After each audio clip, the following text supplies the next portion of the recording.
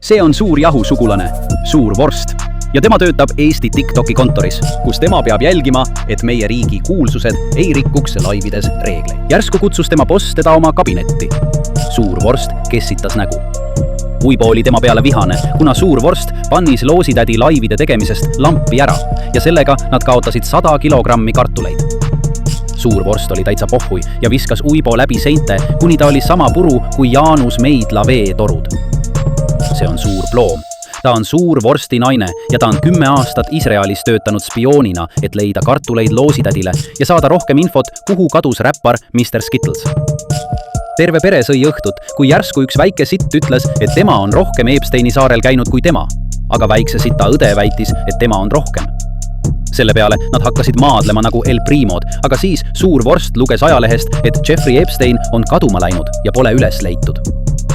Suur vorst hakkas muretsema ja planeerima, kuidas teda leida, aga tema kuradi pere ei oska rahulikult olla ja pidi neid maha rahustama, kuna nad ei saanud kokkuleppele, et kes on rohkem seal saarel käinud.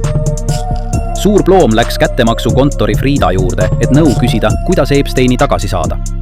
Frida soovitas muretseda tugevasr materjalist kostüüm, mis kaitseb tule ja kuulide vastu.